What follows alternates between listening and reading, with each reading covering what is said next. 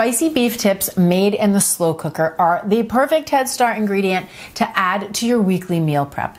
If you're a woman over 40 or maybe closer to 50 like myself, and you're working on health, fitness, and or weight loss goals, increasing your protein, fiber, and veggie intake is a really great way to do this.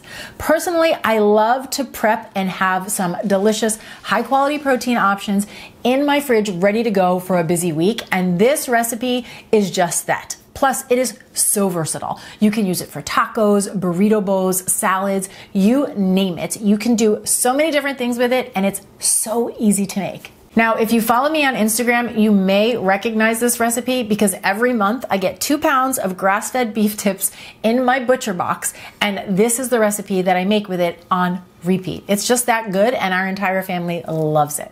So the first thing I like to do is brown the meat. So I usually just lay all of the beef tips out on a large cutting board. I season one side with some sea salt and some black pepper. And then in a large Dutch oven, I'm just gonna melt a tiny bit of ghee. This could also be butter or avocado oil. And then I'll place the beef tips seasoned side down in the pot. You want to give them a little bit of room, so you're gonna have to do this in batches so you don't overcrowd the pot.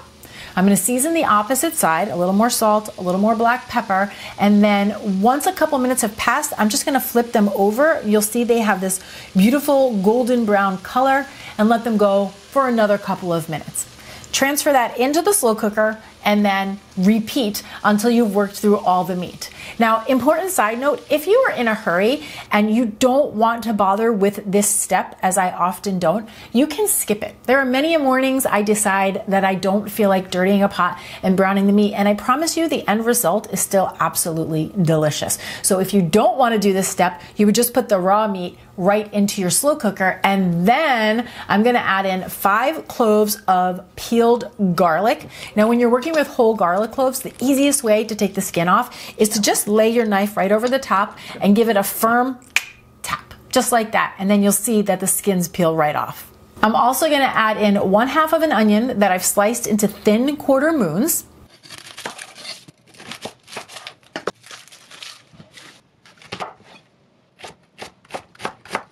Along with a 1/4 cup of ranch dressing. I really like the Primal Kitchen brand, but whatever you like or have on hand will get the job done.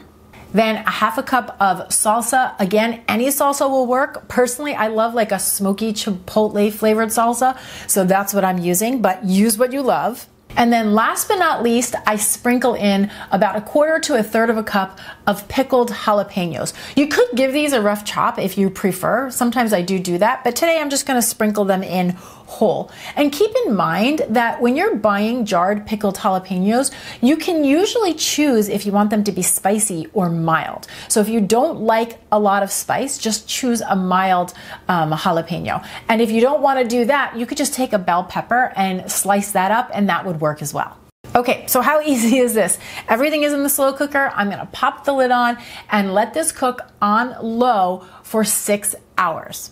If you take a peek about halfway through, this is what you're gonna see. It looks so delicious. I don't usually stir it to the end, but you certainly could if you want to.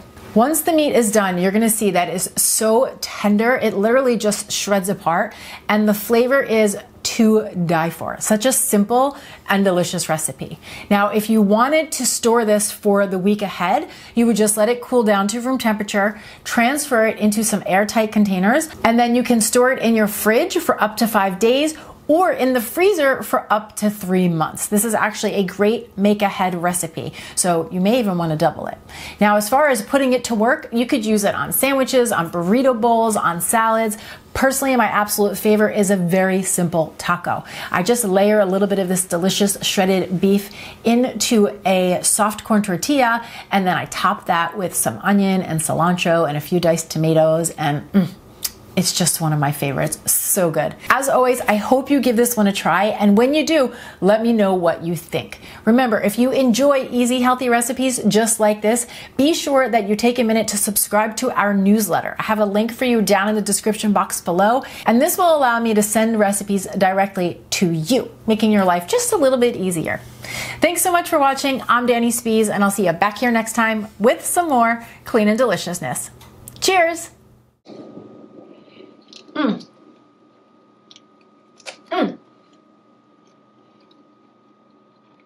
So good. You're gonna like that.